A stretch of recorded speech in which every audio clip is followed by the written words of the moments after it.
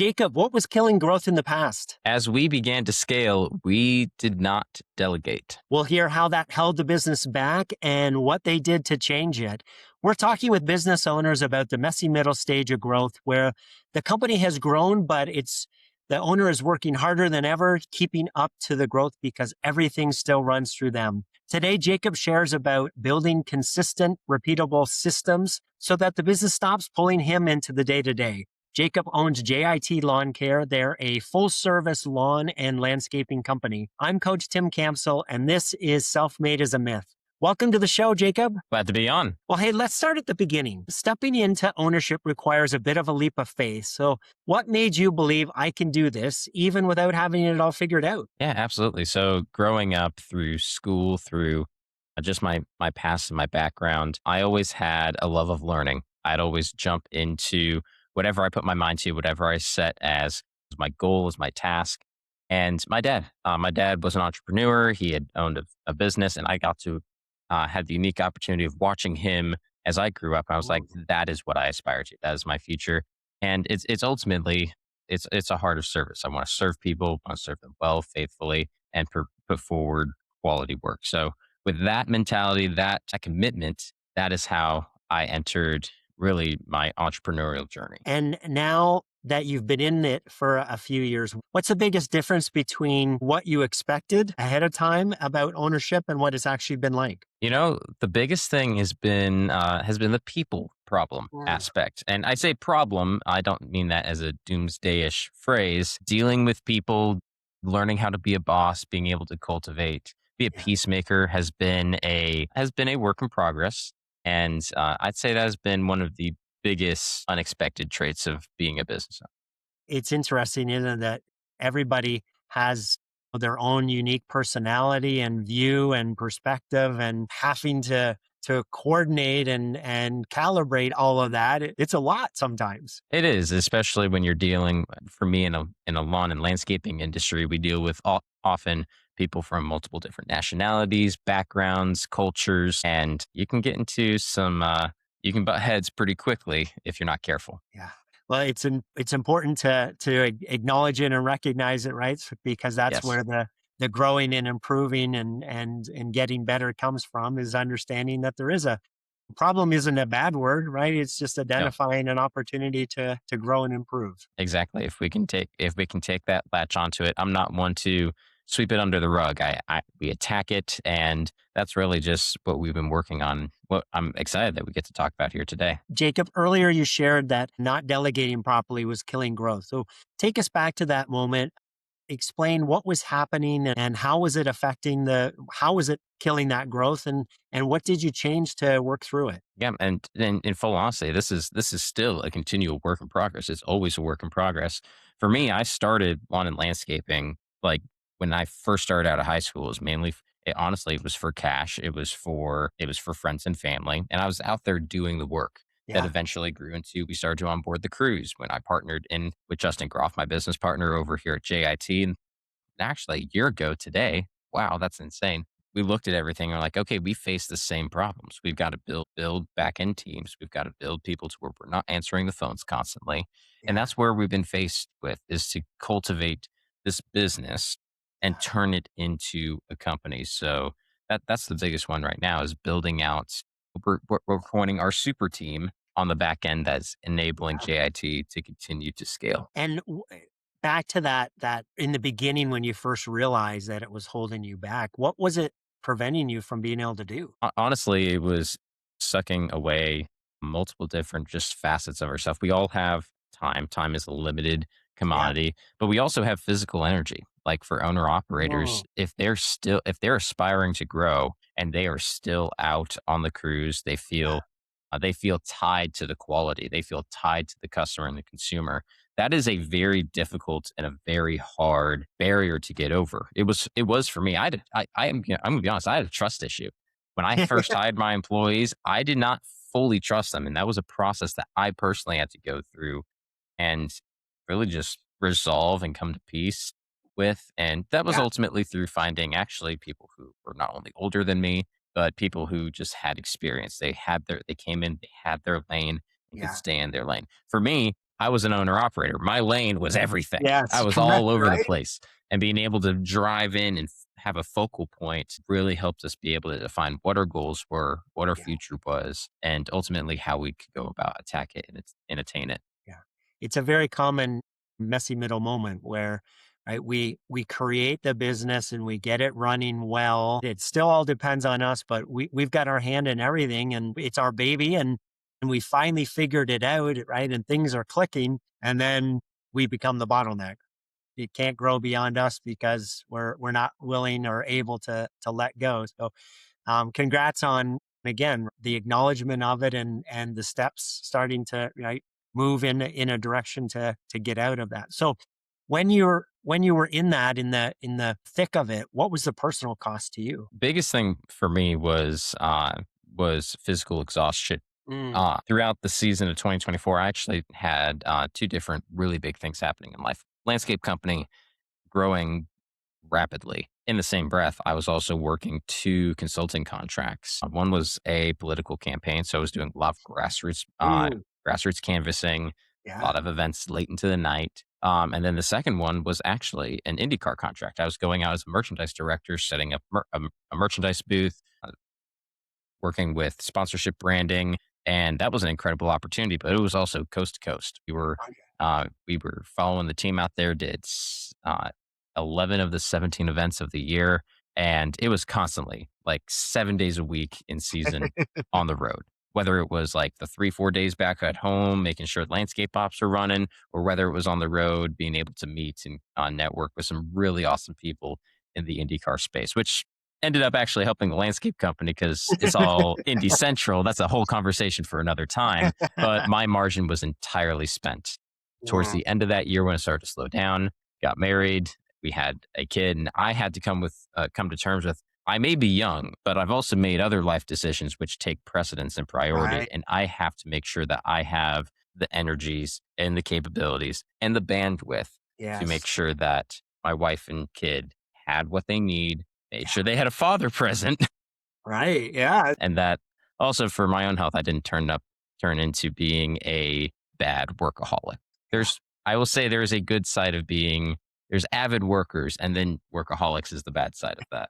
Yes, yes, and we've all heard the stories of owners who have burnt out because they've been working too much and burning the midnight oil and doing the work harder and work longer to stay ahead of the growth, but eventually that catches up to you. That will. So appreciate that your candor and transparency and just normalizing these normal parts of growing a business and that you had the realization that it had to change. So congrats on making those changes and I understand what you just said, right? It's still a work in progress, but the taking the initial steps is the biggest, most important. Absolutely. So, Jacob, earlier I mentioned that not having consistent, repeatable systems is a current area of focus, and it's needs to be solved because it keeps pulling you into the day to day if it's not addressed. So, give us a little bit more context on that. What's happening, and how is it affecting you? Yeah, absolutely. So, when I stepped into JIT, somewhat larger, a larger company, they had a lot of volume. I already was building systems and integrations into my core business, which was a smaller landscaping company.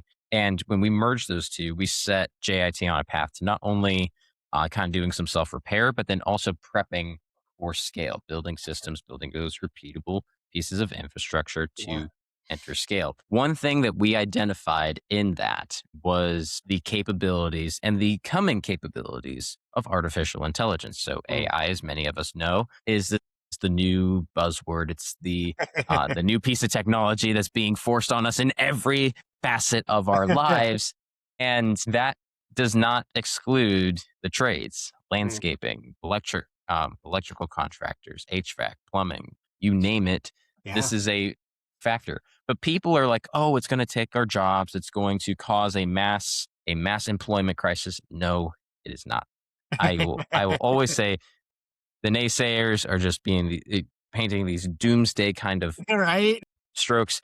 We've seen this multiple different times. We saw it at the dawn of the internet when the people who were doing the Right. manual input were retrained.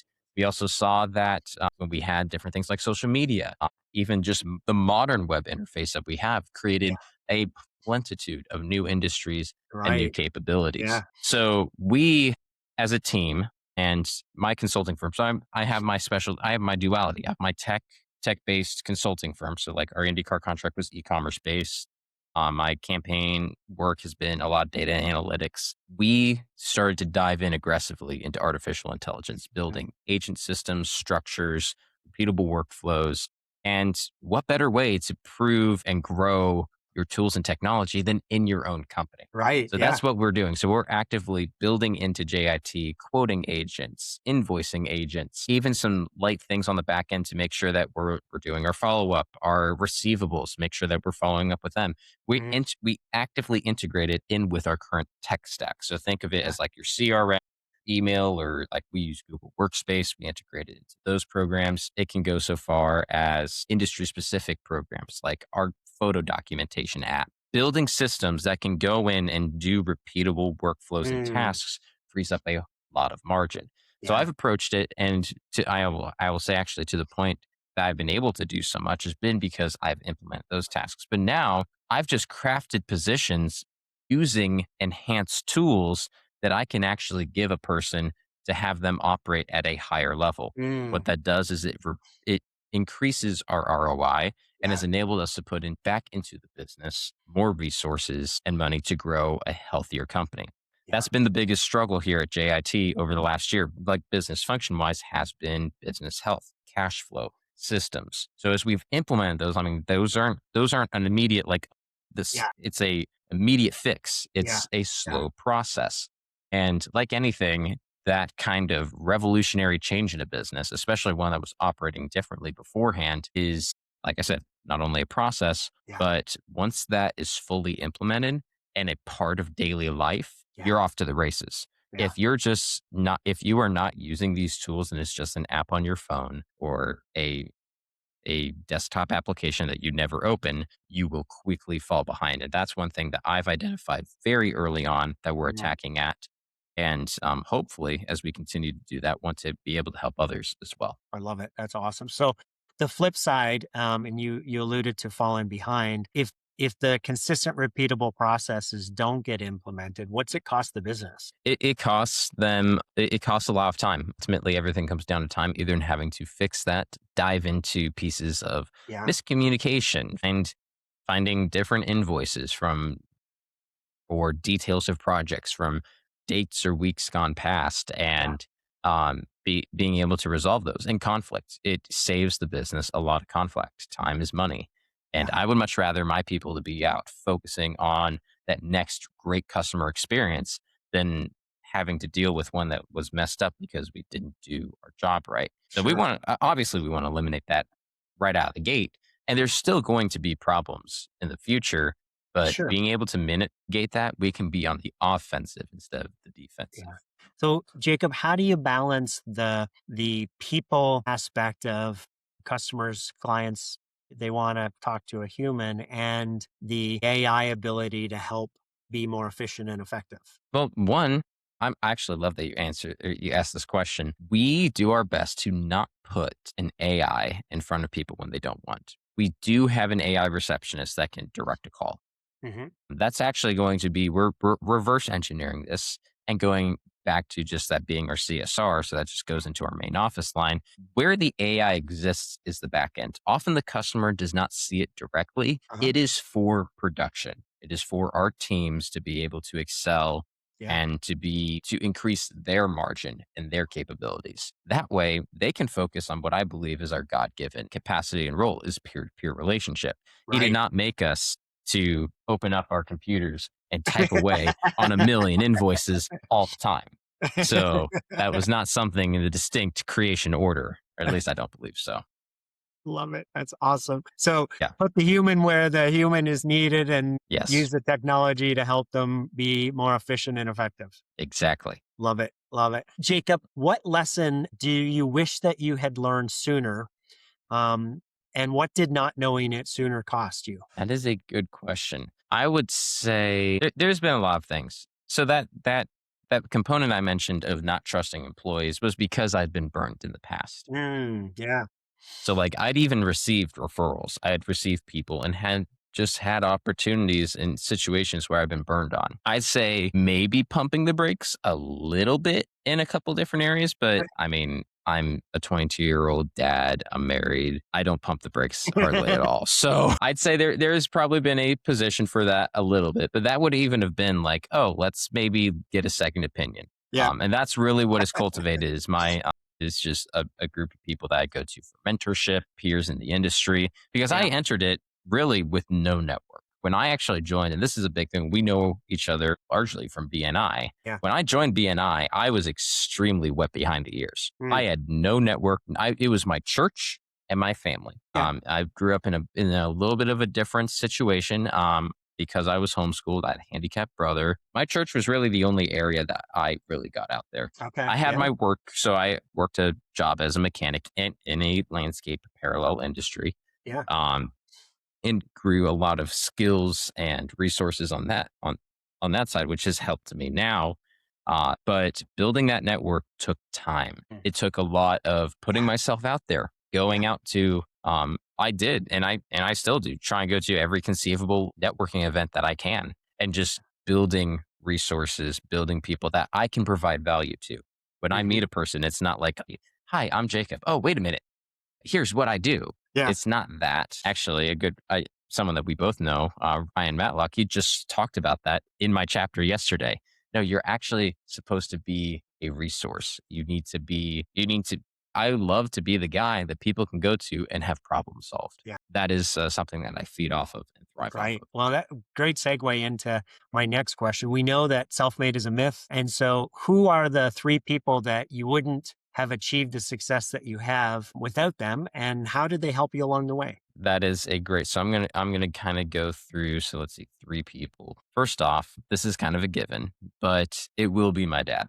My dad has been a constant resource to me every step of the way, not only in the business smarts of it, but then also the practical advice, navigating just the world of even things like they don't necessarily teach you in the verbatim curriculum like how to file your taxes. I mean, taxes, that was a simple one, like personal tax returns, that was fine. Business tax returns, all that. He helped me navigate that, put me in Yeah. contact with good people, build my team there. Also, I'd say, and also by proxy, my grandpa. Uh, my pod helped me build a lot of the foundations and the love of learning. Mm. He helped build and instilled in me those capabilities that, and also challenged me to think far and beyond. He would challenge me. It's like, Okay. do you want to go to college? I was set to go to Purdue and pursue mechanical engineering when I decided very almost abruptly saying, no, I'm going to pursue business. I'm going to pursue Yeah. entrepreneurship. And he grilled me on it. I will say he grilled me extensively on it just to make sure I was making the right decision. But Yeah. that he has always been a resource. My partners, Justin and Mark Groff. Justin has been an incredible friend, resource to me over the last year. And as we just continue to be able to grow, not only in our individual careers, our business, but then also sharpen each other in our faith, that has Mm. been an incredible resource and opportunity. I will say one more has been my brothers, Joshua and Luke. Joshua works for Turning Point USA, the conservative activist group. He has always been a consistent and constant resource for me, putting me in rooms and with people that have helped me extremely Yeah. in my young career. And my brother Luke, he's a local police officer. Yeah. He's been also a constant resource support. It's been like been there for me in those times that it's like, I don't know if this is gonna work. And he's definitely picked me up out of some pretty low places. It's super important as a business owner to have that network of people that we can rely on. It can be lonely at the top, right? It can. It can. So, Jacob, in your journey when you felt stuck or overwhelmed, tell us how trying to figure it on your own held you back and what changed when you started bringing in outside perspectives. Absolutely. So at first, you almost feel like you have to figure it out Mm. by yourself. You're like, oh, I don't even have the money to go hire that person or do this thing. Yeah. But when in the very breath of you doing that, you are working against yourself when it comes to growing or doing the things that you have to do. I promise you, or at least for in my situation, it was sucking the life energy out of me to be doing my books, to Mm. be diving into QuickBooks. Yeah. Hiring a bookkeeper freed up so much time and margin. And like I could even be doing these things late at night. Yeah. It was killing my margin, Yeah. killing my personal relationships with other people. Taking that leap and hiring that person for $500 a month or whatever their fee may Right. be Yeah. is the simplest thing. It is like one of the simplest things. This is a very common example, I feel. Yeah. Yes. But it really speaks profoundly. You can go sell $500 more. If you can't do that, then you probably shouldn't be in Yeah. a sales based industry. Um, so Yes, and guess that, what? Being a business owner, every business is a sales-based industry, right? yes, exactly. So to my point, you have a lot more capabilities and upside on this end. Don't get bogged down by these different tool or Yeah. these are important things. You got to do your books. If you don't do your books, you are in a world of pain. But in the same breath, if you're doing that, you are starving yourself of Yeah. not only your upside and potential, but you are actually putting the business long term in a more precarious position. Yeah. If you are not building that pipeline for 2 years from now, 3 years from now, as you Yeah. continue to scale, you can actually outgrow your own efforts. Like if you're, let's like, I'll give an example. If you're not actively pursuing those contracts and able to continually re-sign them, not only re-sign them, but then build fresh ones into the pipeline, this is actually something that JIT is actively going through because of certain components in health that we are now fixing. We had great contracts. We thought they were on lock, and all of a sudden they weren't. Mm. They decided to go with a cheaper vendor that wasn't because of a service issue, but just Yeah. a cheaper vendor. Or some property decided to go corporate and take in their maintenance themselves. Right. All of a sudden, two large contracts evaporated out of thin air, and we didn't have something of equal size or matter to put right in there. Or like, oh, we were filling our capacity. We were fine. We got comfortable. Yeah. Yeah. Is so fear of the unknown or fear of it's fear on both ends. Sure. Yeah. So it's fear and comfort, I will say. Those are the two things that'll grab you really fast. One of the things you said I want to dig into a little bit more is that, well, I can't afford it. And of course, in the very, very beginning, that is true, right? If there's no revenue, $500 a month is a big deal. Hmm. It's the opportunity cost that you said that I think Yes. is more important, right? Well, if I free up this time that I'm spending on doing something that I don't like, I'm not good at, it's draining me, right? What's the opportunity cost of what could I be doing instead?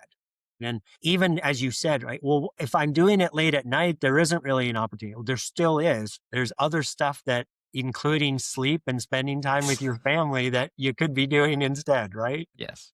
Life-giving stuff. Exactly. So for folks who are going through that type of decision, what's your advice to them? I would say, first off, and this is for me personally, my faith has been a big component. First off, prayer, being able to meditate on that is a big component for me. But by proxy of that, also, God's not going to write in skywriting exactly what you need to do, especially all the more in business. But He will open doors. My encouragement is to have mentorship, have a have when possible a structured mentorship and resource Yeah, available to you. It can be an official mentorship where you're like, "Hi, can you be sure. my mentor?" Or it Yeah, can be a team of other peers, people who are at your disposal. That's more how it looks for me. I've yeah, got my half dozen people that are a constant resource. And I'm like, Jacob, if there's anything you ever need, please let me know. Those kinds of relationships I value as true gold and has helped me in that. When it comes down to am I willing to make the jump to hire a bookkeeper or hire this person or delegate into this sector of my industry or career? I would say to that, where is your mindset? mhm, Is this something that you are jumping full into? If you are having another day job and you're doing this second-handedly, you may not be in you're probably not at the time or space for a bookkeeper. At that point, if the delegation looks different, maybe find a family friend mm, or I yeah, don't know, your mom, your wife, put it on their plate so that you can get it to the point where you can focus on it. I right, know that's a reality for people, yeah, or a slightly different reality for people. For me, I jumped right into it. I had no risk when I started my businesses.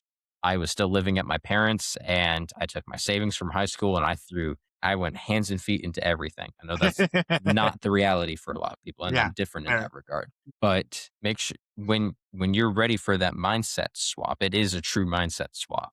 Pursue it relentlessly, aggressively. That has been when I did that, I went from it just being a little side hustle that my first year I did like 35 grand in just landscape jobs. I mean, it was great. I was Yeah. also doing school and other things. I had other priorities in life. Sure. When I flipped it around, I started to produce 5 times that. I did Mhm. 150 within 1 year. And that was just because, oh, I'm going to flip this. I'm actually going to pursue this aggressively, Yeah. relentlessly. Yeah. And that's when I had to make those changes. Love it. Jacob, it sounds like you've been blessed with some incredible people along the way. They were all here today. What would you want to say to them? Uh, I, from the bottom of my heart, thank you. Truly, thank you. I would not be in this position, even I would say with my wonderful, beautiful family, if it wasn't for you. And I look forward to continue to serve you faithfully, grow, provide value, and be a resource to you. Whether that's in your home, working on your landscaping as our teams work on that front, whether it's our new Home Pros division, or whether it's in our new tech offerings services over with Mark USA. We are thrilled, honored, and find it an extreme privilege to serve you. Jacob, thanks so much for sharing your story today. I appreciate you having me on, Tim. Thank you. If you're listening and you're stuck in the messy middle, there's a way through it and you don't have to do it on your own. Our 2-week training and coaching trial helps you get clarity on what needs to change and how to go about that change. The link is in the description. And if this conversation resonated, make sure to subscribe so you don't miss our next episode. I'll see you all next time.